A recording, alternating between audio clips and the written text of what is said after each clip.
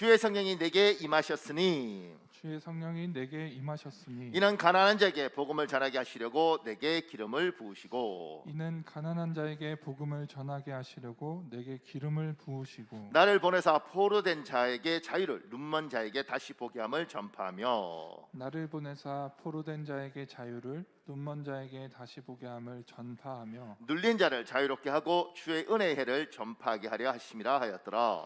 눌린 자를 자유롭게 하고 주의 은혜의 해를 전파하게 하려 하심이라 하였더라. 누가복음 4장 18절 19절 말씀. 누가복음 4장 18절 19절 말씀. 우리의 기도하겠습니다. 주의 성령이 나에게 임하게 하옵소서. 주의 성령이 나에게 임하게 하옵소서. 나를 보내사 주의 은혜를 전파하게 하옵소서. 나를 보내사 주의 은혜를 전파하게 하옵소서. 가난한 자에게 복음을 전하게 하옵소서. 가난한 자에게 복음을 전하게 하옵소서. 나를 통하여 포로된 자를 자유롭게 하옵소서. 나를 통하여 포로된 자를 자유롭게 하옵소서. 눈먼 자와 눌린 자를 자유롭게 하옵소서. 눈먼 자와 눌린 자를 자유롭게 하옵소서. 예수님의 이름으로 기도합니다. 예수님의 이름으로 기도합니다. 하나님이 여러분과 저의 기도대로 꼭 응답하여 주실 줄 믿습니다.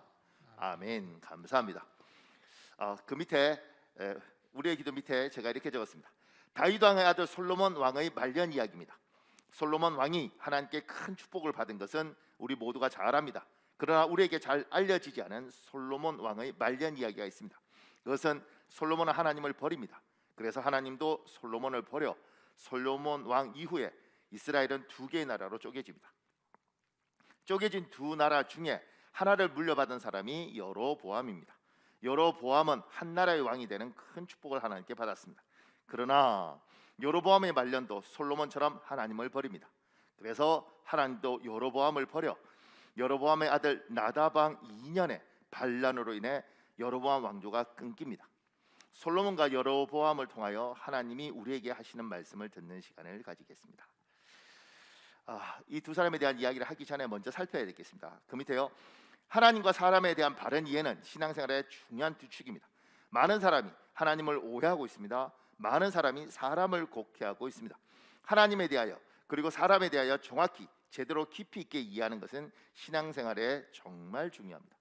신앙생활을 할 때 두 개의 축이 있는데 그것은 하나님에 대한 이해 그리고 사람에 대한 이해입니다. 그러니까 하나님을 이해하는데 사람을 이해하지 못하면 신앙이 어려워지고 사람을 잘 이해하는데 하나님에 대해서 이해하지 못하면 그것도 어려워집니다. 이 두 개를 같이 이해해야 됩니다. 그래서 우리가 늘 하나님이 주신 두 계명, 하나님을 사랑하고 사람을 사랑하라고 말하는 그 두 가지 계명이 우리 인생의 굉장히 중요한 두 축인 겁니다. 나는 하나님에 대해서 제대로 알고 있는가? 나는 사람에 대해서 제대로 알고 있는가? 생각보다 여러분 우리 하나님 잘 모릅니다. 우리가 우리 아버지, 그러니까 육신의 아버지를 잘 모르는 것처럼 평생 같이 살아왔지만 정말 내가 내 육신의 아버지에 대해서 제대로 알고 있나? 성격 알죠? 한승질하셔.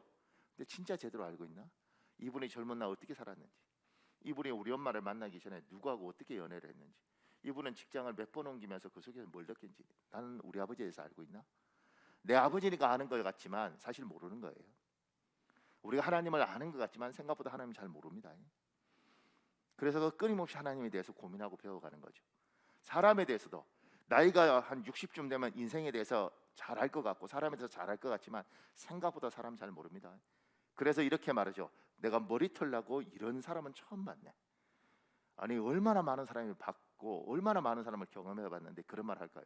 사람을 잘 모른다는 겁니다. 그러니까 하나님을 알고 사람을 알아야 됩니다. 신앙은. 조금 더 그 밑에요. 사람은 하나님이 창조한 아름다운 존재입니다. 여기에서 목사님 무슨 말도 안 되는 소리 하십니까? 이럴 수 있는데 아름답습니다. 아이가 태어나던 모습을 기억하십니까? 저는 우리 셋째 태어나던 날을 지금도 기억하는데 그 셋째가 딱 태어나서 병원에서 태어나자마자 요만한 걸 보여주는데 등허리에 솜털까지 이렇게 잔털이 다 있는 거예요. 지금도 제가 고등학교 1학년 된 얘를 볼 때마다 그 틀 생각을 합니다. 아름답습니다. 사람은 여러분과 제가 이렇게 인생이 지쳐서 그렇지 태어난 모든 애기들 보십시오. 그 맑은 눈동자, 그 웃음, 사람 아름답습니다. 근데 그 밑에요. 특히 하나님께 은혜 받고 사람에게 하나님의 은혜가 충만할 때 사람은 참 아름답습니다. 이렇게 아름다운 사람들이 세상에 찌들어 살다가 하나님을 제대로 만나죠. 은혜 받죠. 찬양하고 기도할 때 참 예쁩니다. 은혜 받은 사람은 참 예쁩니다. 근데 이제 제가 늘 이렇게 말해요, 청년들한테. 그 은혜 받은 청년들이 예쁘다고 그 은혜 받은 모습만 보고 결혼하면 후회할 수 있다. 왜냐하면 은혜를 받았는데 사람의 근본이 바뀐 건 아닌 경우도 많다. 은혜가 충만할 땐 너무너무 좋은데 그 은혜가 떨어지면 그가 자란 본바탕이 나오더라. 한 성질하는 사람은 여전히 성질 부리고, 고집 부리는 사람은 여전히 고집 부리고, 그다음에 욱하는 사람은 여전히 욱하고. 그러니까 은혜 받았다고 다 끝난 게 아니다. 그 청년들 중에 제가 아는 어떤 청년은 너무너무 찬양하는 모습이 예뻐서 저런 천사 같은 여자와 결혼하면 내 인생에 정말 후회가 없을 거다, 이렇게 해서 그 천사 같은 여자하고 결혼해서 아기 낳고 은혜 떨어지니까 아, 이게 천사가 아니었구나 이렇게 알게 되는 거죠. 그러니까 은혜, 사람이 아름답고 그 아름다운 사람이 은혜를 받으면 정말 예쁜데 은혜가 떨어졌을 때 그 밑바탕에 그 사람의 본 모습이 있더라. 은혜 받은 모습만 보지 말아라, 이렇게 이야기하는 거예요. 조금 더요. 그 밑에 동그라미 1번에요. 그러나 젊은이는 늙고 늙은이는 죽습니다. 사람에 대한 이해력 중에 하나, 분명히 여러분과 제가 알아야 될 게, 은혜를 받든 뭘 하든지 간에 젊은이는 늙습니다. 그리고 늙은이는 죽습니다. 그러니까 안 늙으려고 노력하면 굉장히 초라해집니다. 안 죽으려고 발부둥 치면 정말 초라해집니다. 제가 어저께 우리 장로님들하고 노예 장로고시 보러 갔다가 목사님들을 만난 거죠. 근데 간만에 만나는 목사님이 그러시더라고요. 그분은 이제 나이가 60인데 저보고 목사님이 나보다 더 늙어 보여 이러더라고. 목사가 그게 할 말이냐고, 몇 년 만에 만나서 그냥 곱다 그래도 지금 안 고운 판국에 나보다 더 늙어 보여 이렇게. 그러면서 제가 생각해 봤어요. 제가 만 40살 우리 교회 올 때 제가 외국 생활 딱 5년 하고 한국 와서 우리 교회 담임 목사로 왔을 때 만 40살이었어요. 지금도 생각해 보면 그때는 솜털이 뽀송뽀송 난, 제 생각에 뽀송뽀송 난 고운 사람이었던 거죠. 노예에 가면 만 40살짜리 담임 목사가 없어서 제가, 사람들이 담임 목사들만 노예를 오는데, 목사들 모임에, 근데 한 100명 이렇게 되는데 제가 제일 어렸던 거예요. 그래서 전 늘 그 생각했죠. 아, 나는 노예에서 막내야. 지금요, 나는 그렇게 생각하는데 다 나보고 형님이래. 그리고 목사들끼리 이렇게 쫙 모였는데 나보고 기도하라 그러더라고요. 제가 왜? 그러니까 제일 나이가 많으시잖아요. 내가 어느 날 보니까 내가 늙었더라고. 지금 여기 있는 분들 중에도 지금 자기는 아주 젊고 뽀송뽀송하다고 생각하는데 그러지 않습니다. 벌써 권사님 되셨고 뭐 이렇게 다 늙으셨잖아요. 그러니까 젊은이는 늙어요. 하나님 주신 법칙입니다. 늙은이는 죽습니다. 안 늙으려고 노력하지 말고 예쁘게 늙으십시오. 아멘 하는 거 보니까 안 늙으려고 발부둥 치는데, 안 늙으려고 노력하지 말고 예쁘게 늙고요. 그 다음에 늙은이는 죽습니다. 안 죽으려고 발부둥 치지 말고 예쁘게. 지금 이제 2부 예배 때 저 80 넘으신 어르신들 오는데 그 well dying이라는 단어가 있어요. 잘 죽는 거. 결국은 하나님이 불러서 갈 텐데 갈 때 멋있게 가라. 자식들 머릿속에, 또 같이 신앙생활 했던 사람들 머릿속에 참 아름다운 어른으로, 그리고 돌아가시고 난 이후에도 우리가 모여서 그 장로님, 그 장로님 참 새벽에 기도할 때, 그 장로님 저녁에 기도할 때, 이런 이야기 듣고 가라.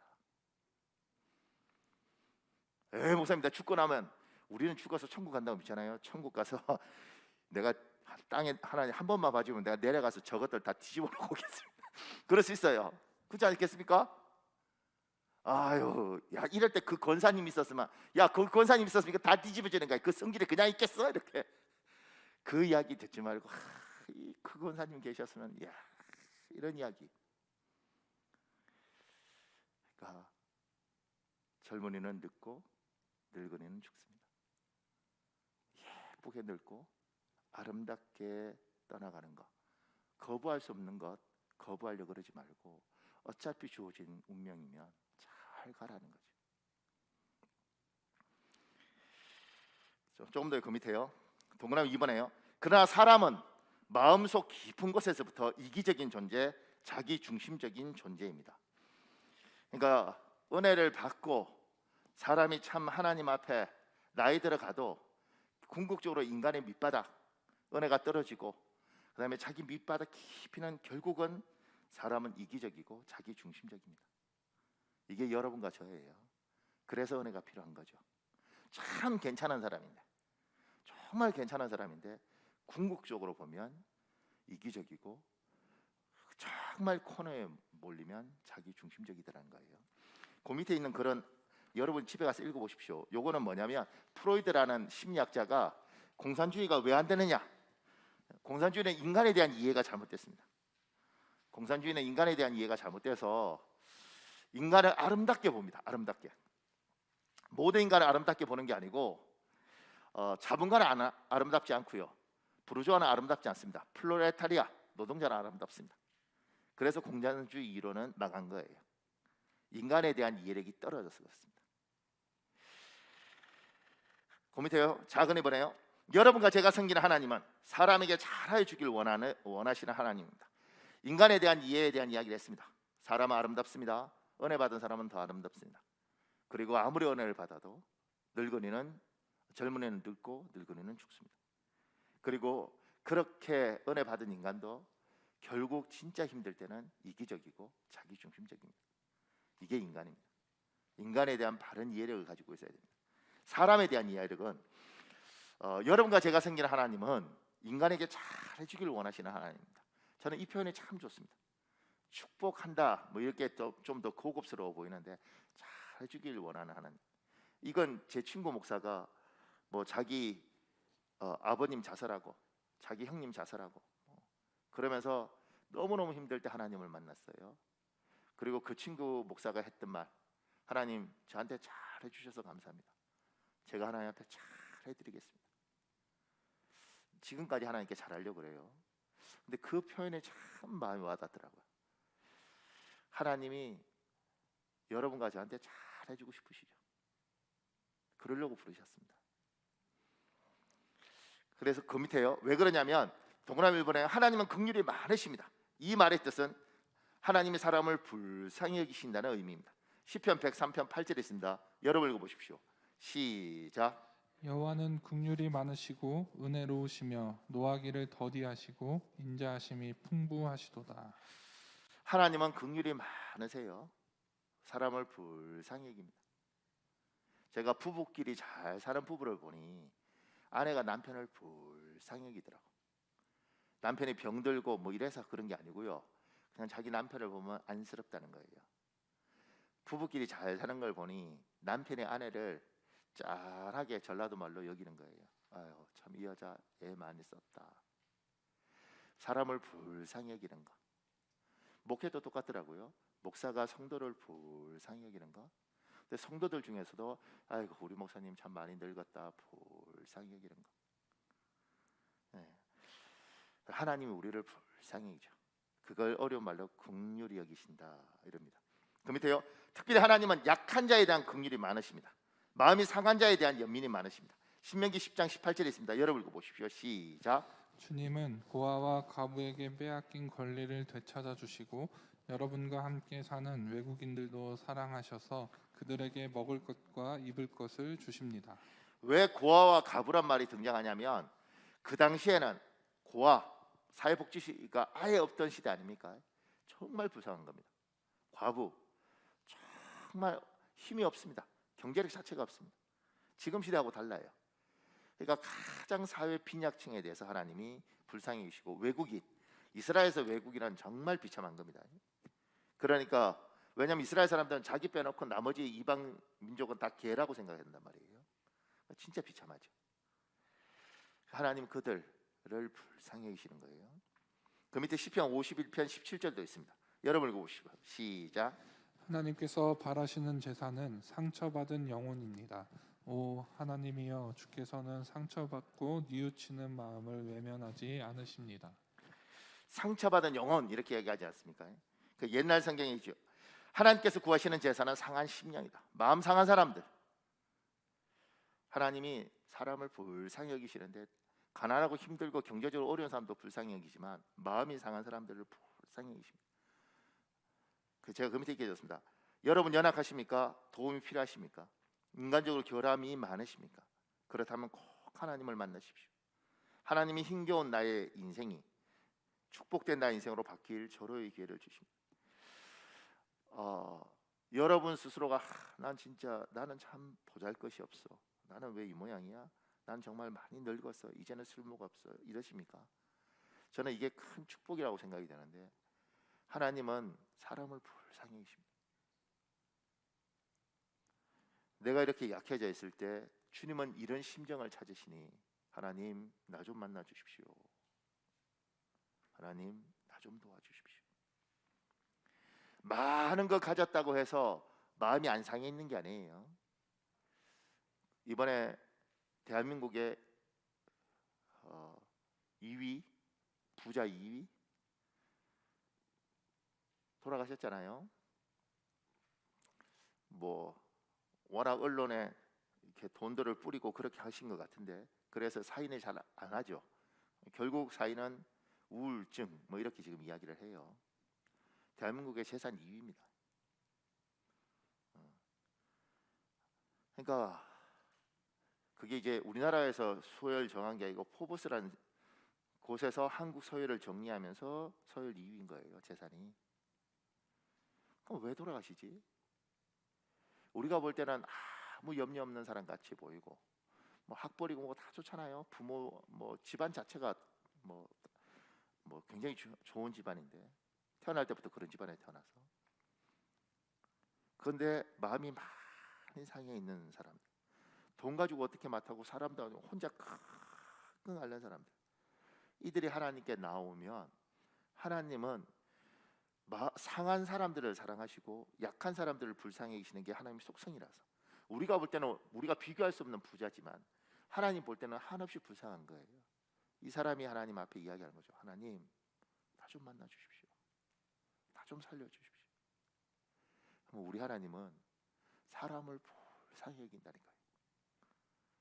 여러분과 제가 이 땅을 살아가면서 지칠 때마다 하나님 나 좀 불쌍히 여겨 주십시오. 사람은 나보고 많이 배웠다 그러고 사람은 나보고 돈도 많다 그러고 사람은 너는 결혼도 하고 애들도 다 시집 장가도 잘 가는데 뭐가 걱정과 염려가 있냐 그러지만 하나님 주님은 아시지 않습니까? 내가 많이 마음이 상해 있습니다. 사람들은 세상에 너같이 편하고 복받은 애가 어디냐고 이야기하지만 하나님은 내 상한 마음을 아시지 않습니까? 하나님 나 좀 만나 주십시오. 당신은 불쌍히 여기시는 분 아닙니까? 긍휼이 많으신 분 아닙니까? 그러니까 이게 마음이 상했는데 자꾸 딴 데 가서 어떻게 해답을 찾으려고 그러는데 하나님의 사람은 하나님 앞에 가는 거. 하나님 내가 마음이 너무 지금 많이 상해 있다.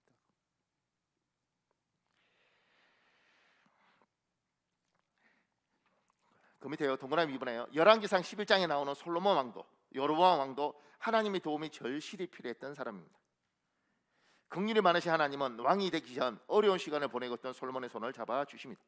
긍휼이 많으신 하나님은 왕이 되기 전 어려운 시간을 보내고 있던 여로보암의 손을 잡아 주십니다.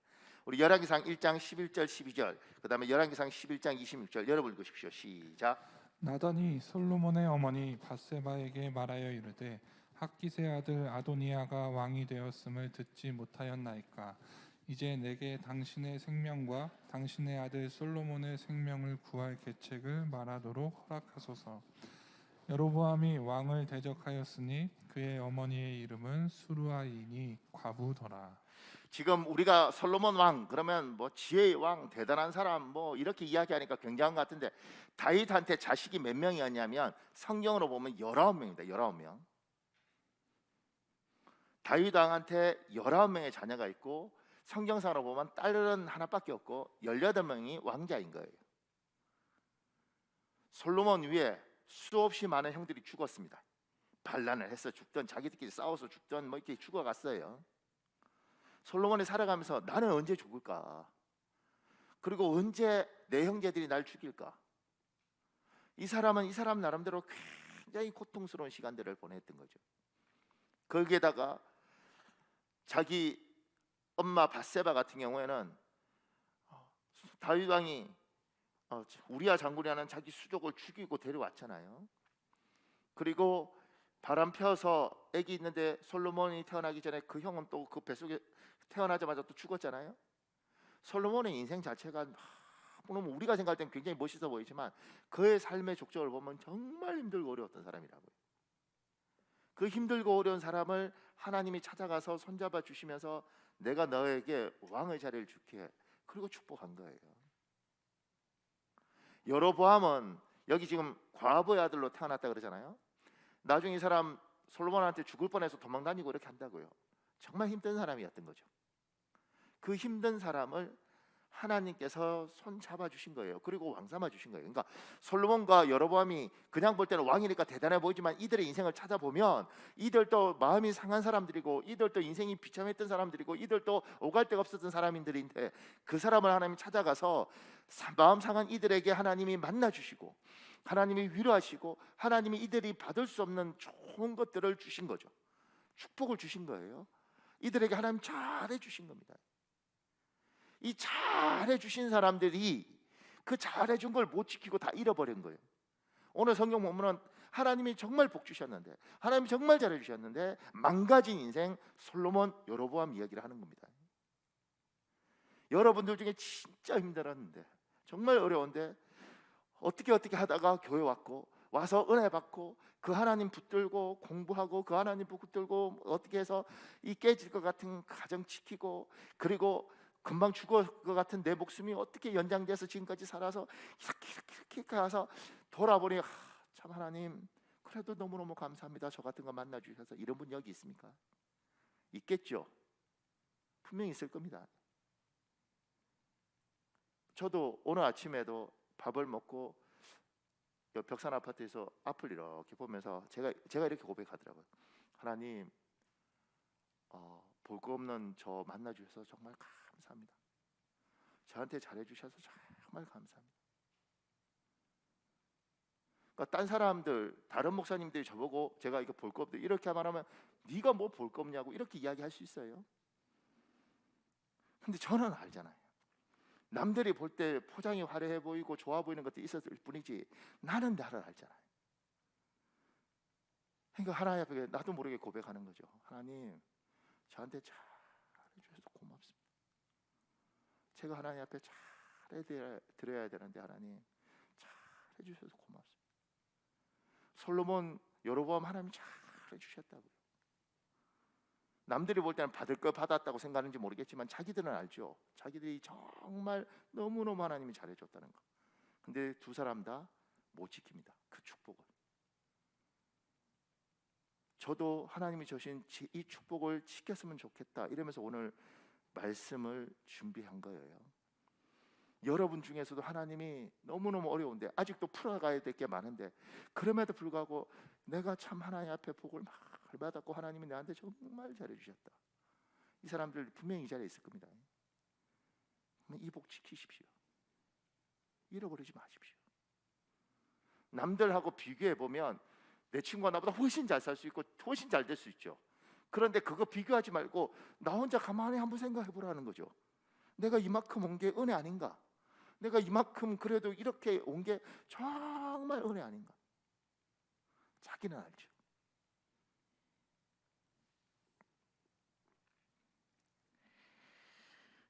그 밑에요. 하나님이 어려운 시간을 보내고 있는 사람에게 주시는 가장 큰 영적 도움은 하나님이 내 인생에 찾아오시는 것입니다. 그리고 나에게 친구 같은 주인이 되어 주시는 것입니다. 그 밑에요. 여기에서 친구 되어 주신다는 것은 책임져 주신다는 것입니다. 주인 되어 주신다는 것은 책임져 주신다는 것입니다. 하나님 우리 주인 된다는 것에 대해서 거부감 있죠. 왜냐하면 사람은 다 자기 인생의 주인이 되고 싶어요. 자기가. 하나님이 이렇게 말씀하신 건 내가 너의 주인 되겠다. 이 말은 내가 너 주인이고 네가 내 종이고 내 시키는 대로 해 이게 아니고요. 내가 너 주인이지 않냐? 그러니까 내가 내 인생 책임져 줄게 이 이야기입니다. 내가 책임져 줄게. 애야, 네 인생이 네가 주인이면 네가 책임져야 되는 것이고, 내가 주인이면 내가 책임져야 되지 않겠냐? 내가 주인이니까 내가 책임져 줄게. 그 밑에요, 친구 같다는 의미는 지배하는 주인이 아니라 우리의 인격을 존중하는 주인이라는 뜻입니다. 하나님이 친구 같은 주인이 되기 위해서 우리에게 오시는데, 친구 같다는 건 하나님이 우리에게 인격을 다 인정하시는 거, 주인인데도 불구하고 주인이 종놈한테 마음껏 부려도 되죠. 근데 그러지 않으시고, 너는 어떻게 생각하니? 나는 이렇게 생각하는데 너는 어떤 계획이 있니? 이렇게 물으시는 거예요. 네 인생을 책임져 주는데 인격적으로 대화하면서, 결국 네 인생은 내 손에 있다. 근데 우리 대화하자, 이야기하자. 네가 싫다면 내가 안 할게. 근데 이렇게 하는 게 좋지 않겠냐? 하나님은 진짜 힘든 우리에게 찾아오셔서 친구 같은 주인, 인격적으로 존중하면서 우리 인생을 책임져 주기 위해서 오신 거예요. 그 밑에요, 하나님이 어려운 시간을 보내고 있는 사람에게 영적 도움만 준다고 생각하는 사람이 있습니다. 심지어 하나님께 영적 도움만 받아야지 물질적 도움 받는 것은 잘못된 것이라고 생각하는 사람이 있습니다. 그 밑에요, 사람은 영적 존재이지만 영적인 존재만은 아닙니다. 사람은 영적 존재이며 또한 물질적 존재입니다. 그래서 하나님은 물질적 도움도 주십니다.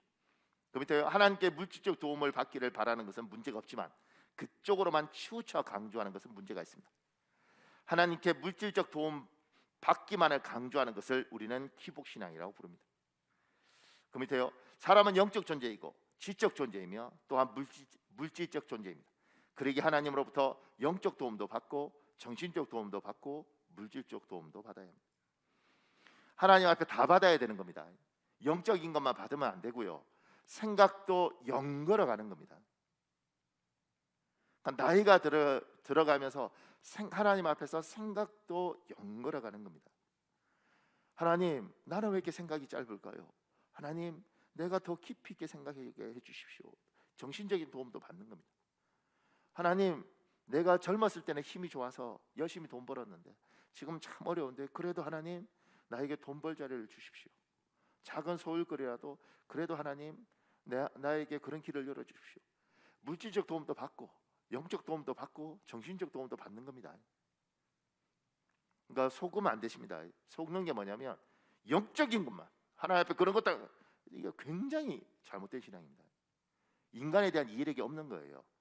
이걸 보고 뭐라고 하냐면 신학에서는 영지주의라고 합니다. 영지주의. 영지주의인 건 영적인 것만 중요한 거예요. 몸 이거 다 들어. 그래서 결혼도 안 하고 산에 가고 그리고 고고하게 늙어가는 겁니다. 처음 예수를 믿고 그게 다인 줄 알았어요. 저도. 옛날 우리나라 목사님들은 이게 다인 줄 알았습니다. 그러니까 깨끗하시죠. 근데 가정도 책임지지 않습니다. 오직 복음이라고 이야기하는데 사람들이 볼 땐 괜찮죠. 가족들은요, 저 아버지가 믿는 예수 너무 부담스럽습니다. 사람은 근데 이제 이게 반대로 물질적인 것만 요구하니까 이건 하나님을 이용하는 거죠. 그래서 기복신앙이라 그런 겁니다. 하나님 앞에 우리는 영적인 것도 정신적인 것도 물질적인 것도 다 도움을 받는 겁니다. 인간은 모든 것이 필요합니다. 그러니까 여기에 눌리면 안 돼요. 여기에 속으면 안 됩니다. 지금도 누군가는 하나님을 어떻게 이용하냐고 참 제대로 되지 못한 이해력입니다. 하나님 앞에 자꾸 뭐 달라고 기도하는데 그게 뭐냐고 이렇게 하는데 그 아주 문제 있는 신앙입니다. 저는 제가 나이가 어릴 때 열심히 신학 공부해도 모든 스승들이 다 그렇게 이야기하는 거예요. 그러니까 어리니까 나보다 훨씬 많이 배운 교수들이 그렇게 이야기하고 그러니까 그게 맞는 줄 알았던 거죠. 대한민국은 또 그름이 너무 강하게 가더라고. 왜냐하면 물질을 강조하는 사람들이 많으니까 반대급부로 이렇게 이야기하는 거예요. 그러니까 제가 이 양쪽 균형을 맞춰서 이야기를 하면 여기는 여기대로 나한테 욕하고 여기는 여기대로 나한테 욕하더라고. 굉장히 힘들었어요. 이제 지금 나이쯤 되니, 그러니까 참 나이라는 게 중요한 게 책으로 읽었던 것들이 몸으로 느껴지는 나이, 체감이라는 걸 하는 거죠. 그리고 어느 순간인가 이 대한민국은 나이가 중요한 거니까 대한민국 재밌습니다. 열받으면 나이입니다. 목사님들끼리도 열받으면 뭐라고 하죠? 목사님 나이 몇 살이야? 이렇게 목사들끼리 뭔 나이를 따져. 왜냐하면 학교 선후배가 20살 때 신학한 사람도 있고 50살에 신학한 사람도 있잖아요. 그러면 학교로 한 30년 선배인데 열받으면 그래. 너 나이 몇 살이야? 이렇게. 한국은 나이가 굉장히 중요하죠. 저도 50대 중반이라는 나이가 되면서 참 하나님께 감사한 건, 아하, 이 말씀이 이 말씀이고 아직도 어리지만 이게 이거구나. 이런 것들이 이제 말할 수 있는 나이가 되더라고요. 여러분, 하나님 앞에 영적인 것도 정신적인 것도 물질적인 것도 우리는 하나님의 도움이 없으면 못 사는 사람이에요. 그러니까 하나님 주시옵소서. 이건 내가 어떻게 이기적으로 뭐 하겠다는 게 아니라, 하나님, 내가 당신의 사람으로 잘 살고 싶습니다. 주시옵소서. 예쁘게 살겠습니다. 조금 더요. 3번에요. 하나님의 축복은 우리를 풍성하게 하는 것이 목적입니다. 하나님 우리를 풍성하게 할 때는 우리 삶의 모든 방면에서 풍성하게 되길 원하십니다. 그 밑에요. 그러니 필요한 것을 구하십시오. 야고보서 1장 5절에 있습니다. 여러분 읽으십시오. 시작. 너희 중에 누구든지 지혜가 부족하거든 모든 사람에게 후히 주시고 꾸짖지 아니하시는 하나님께 구하라. 그리하면 주시리라. 요한복음 16장 24절도 있습니다. 여러분 읽으십시오. 시작. 지금까지 너희가 내 이름으로 아무것도 구하지 아니하였으나 구하라. 그리하면 받으리니 너희 기쁨이 충만하리라. 그러니까 필요한 거, 영적인 것이든 정신적인 것이든 물질적인 것이든 구하라. 그 밑에요. 하나님께 받지 못하는 이유가 있습니다. 그것은 하나님께 구하지 않기 때문입니다. 야고보서 4장 2절 3절 있습니다. 여러분 읽으십시오. 시작. 여러분이 얻지 못하는 것은 하나님께 구하지 않기 때문입니다. 하나님께 구하여도 받지 못하는 것은 쾌락에 쓰려고 잘못 구하기 때문입니다. 그 밑에요. 때를 분별하는 것은 우리에게 꼭 필요한 능력입니다. 지금은 하나님께 구할 때입니다. 저는 다른 교회는 모르겠고요. 우리 교회 성도들은 지금은 구할 때입니다. 하나님 앞에 깊이 구하십시오. 우리가 굉장히 어려운 시간들을 2년을 지나고 지금 3년째 가고 있잖아요. 하나님이 하나님의 백성들을 불쌍히 여기십니다. 그리고 이 3년 되는, 이제 완전히 2년이잖아요. 그리고 3년 되는 이 상황에서 하나님은 하나님의 사람들의 마음의 중심들을 확인하셨죠.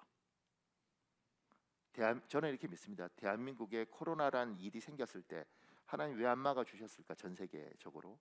근데 분명한 건 하나님 이걸 통해서 우리를 봤죠. 뭘 봤느냐면, 흔들어 보니 누군가는 진짜 믿음이 있고 누군가는 진짜 믿음이 없더라. 누군가는 믿음의 선택 중에 하나님보다는 세상을 선택하더라.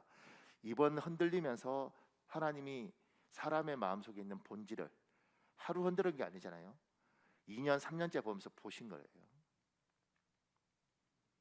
그리고 하나님을 믿는 사람들이 지금 많이 지쳐가고 너무너무 힘들어하고 있죠. 영적으로 예배가 제대로 되지 않으니, 믿음 안에서 교제가 제대로 되지 않으니, 삶에 마스크 쓰고 이렇게 다니는데 이게 인생이 얼마나 답답하겠습니까? 이렇게 답답해 있는 이 상태, 우리도 마음이 많이 상해 있죠. 몸도 지쳐 있죠.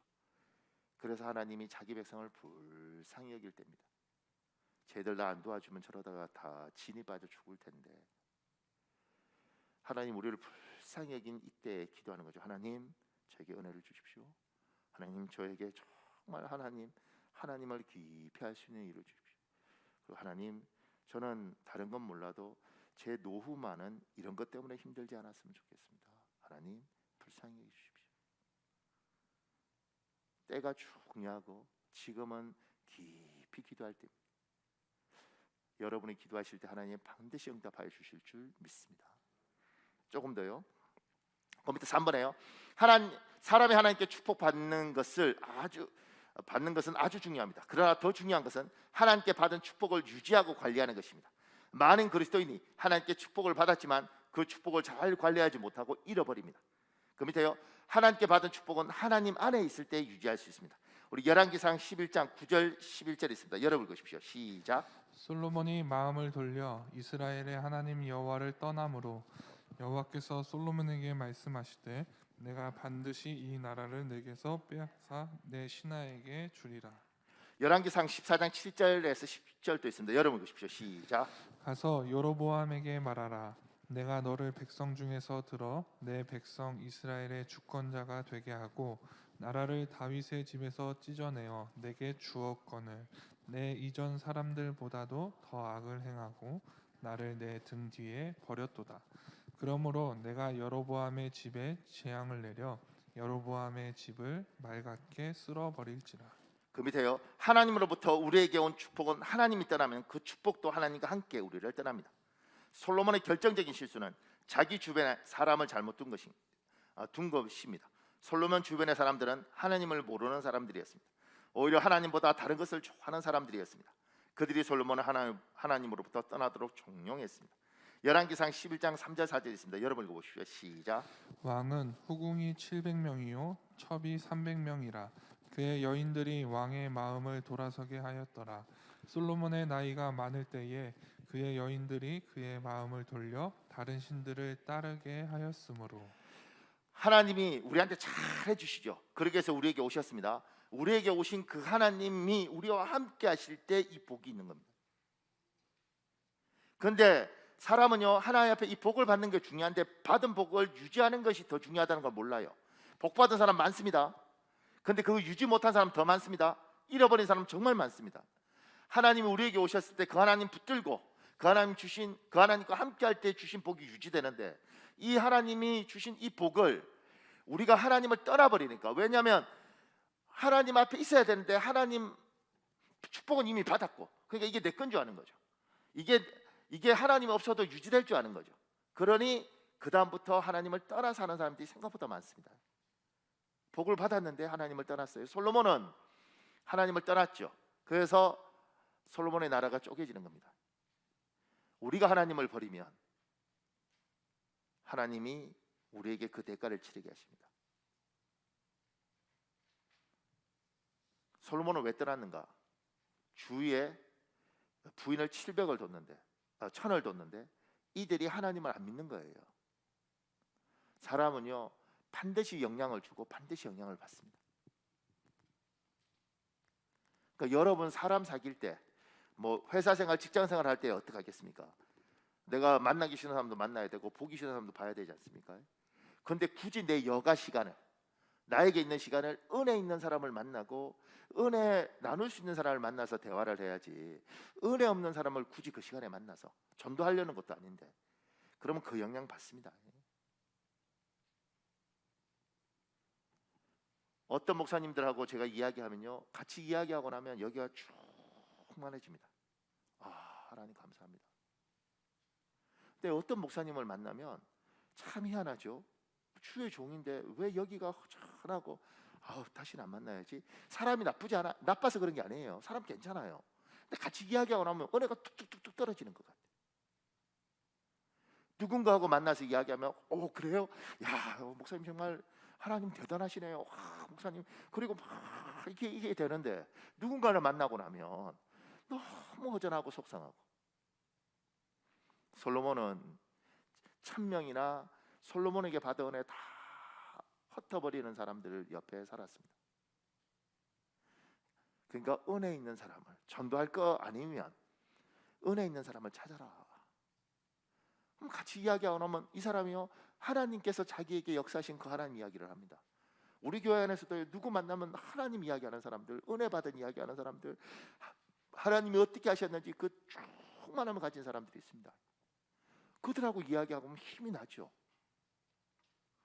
내 아이에게 주어진 그 좋은 시간을 왜 쓸데없는 사람을 만나서, 미안합니다, 사람이 쓸데없다 그러는 게, 이 사람 만나서 그냥 농담하고 잡담하고 그리고 같이 듣고 나면 머릿속이 띵하고 세상 살기 싫고 재미도 없고, 인생 재미없어.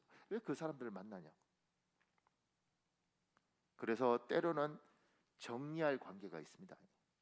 정리해야 됩니다. 그렇다고 그냥 뭐 이렇게 그 사람한테 뭐 잔인하게 하라는 게 아니라, 굳이 왜? 저도 어떤 목사님하고 통하고 나면 너무 좋습니다. 은혜가 있어요. 어떤 사람들하고 이야기하고 나면 인생이 살기가 싫습니다. 내가 왜 그 살기 싫은 사람하고 굳이 시간을 내서 통화를 해야 될까? 전도할 것도 아닌데. 내가 사업상이면 어떻게 하겠어요? 보기 싫어도 봐야 되지만 굳이 내가 왜 나의 여유 시간, 그 귀한 시간을 조금 더 그 밑에요. 우리가 은혜가 충만한 사람, 하나님을 사랑하는 사람, 하나님 뜻대로 살려가는 사람과 함께하길 좋아해야 됩니다. 그 밑에요. 하나님으로부터 우리에게 온 축복은 하나님이 떠나시면 그 축복도 하나님과 함께 우리를 떠납니다. 여로보암이 결정적 실수는 하나님이 주신 왕의 자리를 스스로 지키기 위하여 하나님을 떠난 것입니다. 열왕기상 12장 27절에서 29절에 있습니다. 여러분 읽어볼래요? 시작. 만일 이 백성이 예루살렘에 있는 여호와의 성전에 제사를 드리고자 하여 올라가면 이 백성의 마음이 유다 왕 된 그들의 주 르호보암에게로 돌아가서 나를 죽이고 유다의 왕 르호보암에게 돌아가리로다 하고 이에 계획하고 두 금송아지를 만들고 무리에게 말하기를 너희가 다시는 예루살렘에 올라갈 것이 없도다. 이스라엘아, 이는 너희를 애굽 땅에서 인도하여 올린 너희의 신들이라 하고 하나는 베델에 두고 하나는 단에 둔지라. 여로보암은 하나님 왕 만들어 주셨어요. 그러면 축복이 하나님으로부터 왔으면 그 하나님 붙들고 가야 되는데, 복을 주님이 주셨는데 그 복은 자기가 지키겠다고 하나님에게 등을 돌려요.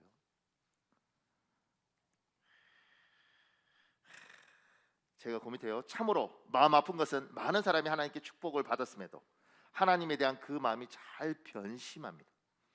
심지어 자신의 하나님을 멀리 떠났는데도 그 사실도 모르고 있는 사람이 많이 있습니다. 다시 하나님에 대한 사랑을 꼭 회복하십시오. 하나님께 은혜 받았으면 그 하나님에 등 돌리면 안 됩니다. 하나님 많이 아프셔요. 심지어 자기가 하나님 안에서 멀리 떠났는데도 그걸 모르고 자기는 여전히 하나님하고 같이 있다고 생각하는 사람도 많이 있습니다. 내가 정말 주님을 사랑하는가? 내가 그분에게 은혜 많이 받았는데, 그분이 나한테 잘해 주셨는데 나는 그분에게 잘해 드리는가? 그 밑에요. 동그라미 2번에요. 하나님 안에 있어도 나의 감정을 잘 조절하지 못하면 하나님 주신 축복을 잃어버립니다. 우리 잠언 16장 32절에 있습니다. 여러분 읽어보십시오. 시작. 노하기를 더디하는 자는 용사보다 낫고 자기의 마음을 다스리는 자는 성을 빼앗는 자보다 나으니라. 솔로몬과 여로보암 말고 또 하나 여러분에게 꼭 하고 싶은 말은, 하나님이 복을 주셨는데 그걸 잃어버리는 방법 중에 하나가 뭐냐면 감정을 조절을 못하면 하나님 주신 축복을 잃어버립니다. 그래서 마음을 잘 다스리는 게 굉장히 중요하다는 거예요.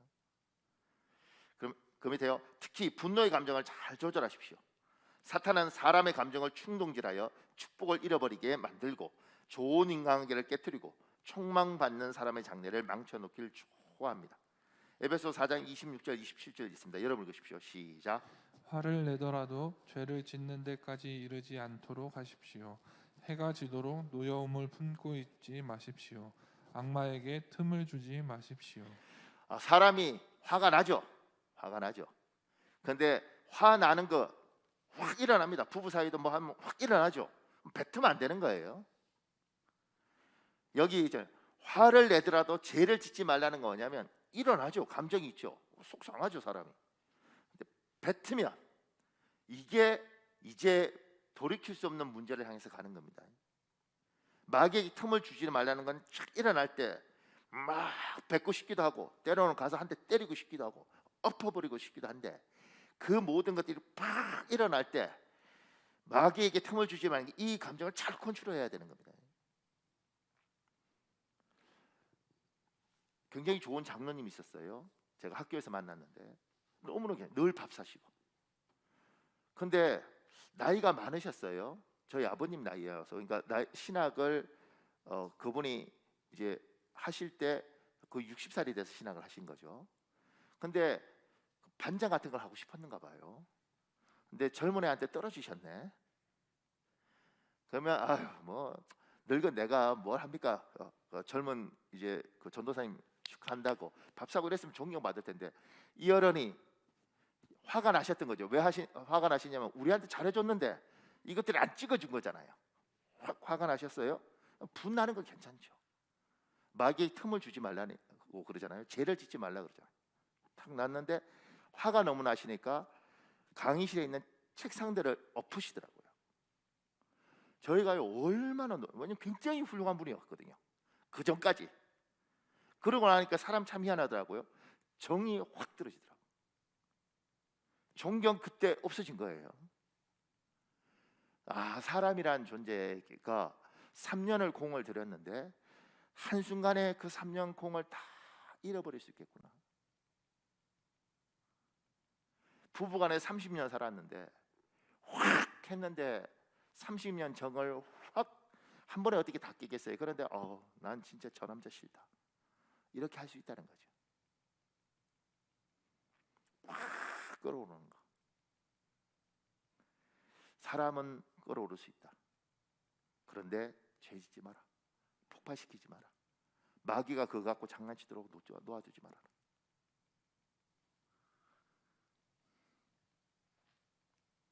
이건 다 지난 이야기인데 갑자기 생각이 나는데, 화났을 때 어떻게 하는 게 좋을까? 그러니까 갑자기 잊었던 건데 저도 설교하다가 생각나요.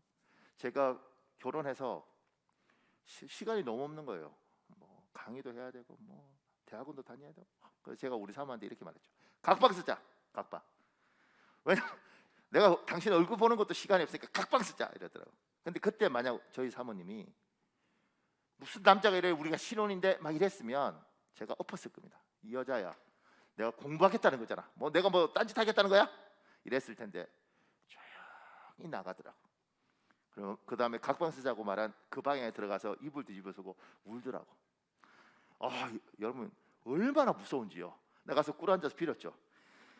잘못했습니다. 그러니까 제가 이렇게 보니까 그때 덤볐으면, 화난다고 확 했으면 뭐 나도 한성질했는데 그냥 있겠어요? 왜냐하면 내가 정의롭게 내가 공부하겠다고.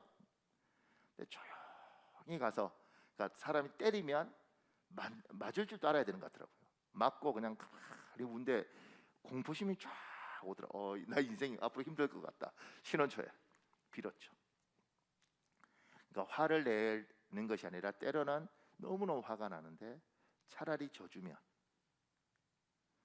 그때 한번 져주고 지금 25년을 늘 미안한 마음을 갖고 내가 살지 않습니까? 그때 한번 나한테 덤볐다가 나중에 우리가 어떻게 됐겠어요? 그러니까 화가 나도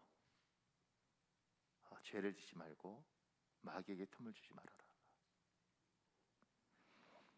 그러면서 그 밑에 이제 이야기는 여러분 읽어보십시오. 이게 링컨이 화가 났을 때 뭐 이야기를 하는 거예요. 근데 편지 쓴다는 거예요. 그래서 감정 삭히고 뭐 이런 이야기입니다. 그 밑에요.